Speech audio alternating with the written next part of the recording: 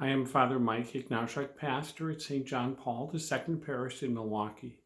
I want to extend greetings to all our St. John Paul II parishioners who are watching this video. I also want to welcome all those guests who have joined us. This video reflection is specifically about the blessing of Easter food, which is called Święconka in Polish. It is a much treasured custom at our parish, as it is in many Eastern European cultures. It is my hope to share this beloved custom with our Spanish-speaking community as well. Along with the posting of this video on Facebook, you will find English and Spanish versions of a blessing prayer for home use during this time of stay safe at home and the COVID-19 pandemic. If you are watching this video through YouTube, please visit our parish website at www.stjohnpaulii.weconnect.com. You will find the blessing posted in English and Spanish on the website.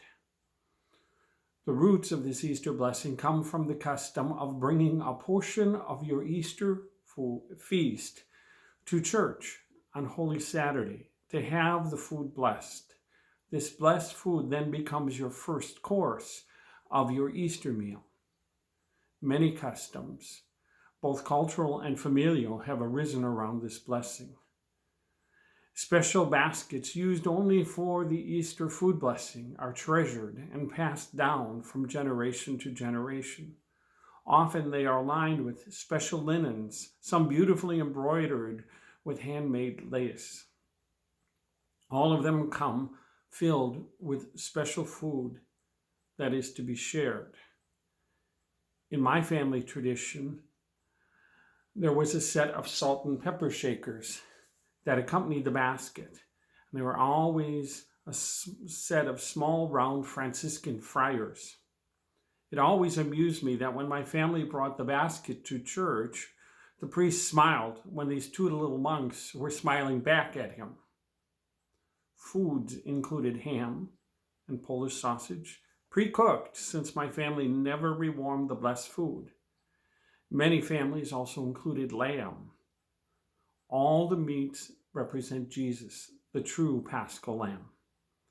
There are always special breads, often homemade, which again represent Jesus, the bread of life. There are the dyed Easter eggs, a sign of resurrection and new life.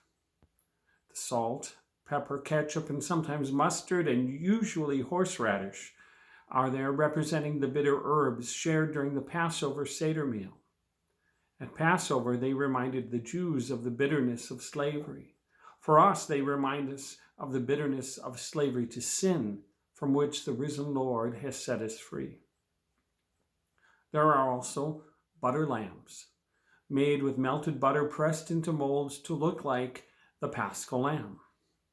There are cakes and other sweet goodies that are a sign of the joy of Easter. Often the children bring their Easter baskets as well. This brings me to one of the stories I want to share with you. When I was very young, my parents would gather the food blessing basket as well as our children's Easter baskets into the car and head to St. Joseph's Basilica, where many aunts and uncles belonged, and where my family has deep roots. Along the way, we would pick up my grandmother, and once at church, we would meet up with aunts and uncles and many of my parents' friends. One year, when I was very small, I remember being told not to handle the eggs in my basket, but I did anyway. I can still picture my Aunt Catherine in front of many family and friends shuffling down the aisle, bent in two as she chased the egg I dropped as it rolled away. That is always one of the Easter memories my family shares when we gather to share this blessed food. Even though this year many families will not be attending their usual Easter gatherings, perhaps you can connect by phone or using one of the many ways to connect over the internet and still pray together and share a few of your Easter memories. Another story I want to share with you is more recent. I have been blessing Easter foods at our parish for over 20 years. In that time, I have learned how deeply ingrained this custom is within our community. It is more than a custom or a blessing. It is a reunion. Often families will gather and fill more than one pew, with 3 and 4 generations returning to their roots and all reuniting around the patriarchs and matriarchs. My family also gathers for our food blessing, with at least 3 generations present. After the blessing, many of those families pose for family photos in front of the Easter decorations. I have often been the camera person for these photos, and sometimes been invited to join in as one of the family.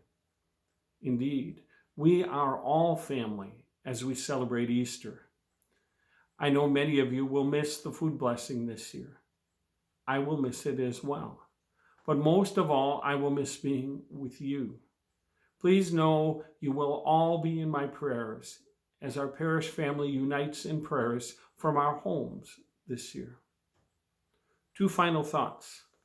The Archbishop has asked all parishes to have bells rung at noon on Easter to literally ring out our joy at Christ's resurrection. Join in. Come to your front porch or open a window and listen for the bells to ring out. And then sing Alleluia. God will hear our joy, and we will all hear in our hearts the voices of those with whom we share Easter joy. Lastly, the food blessing is when I annually begin blessing our people with holy water.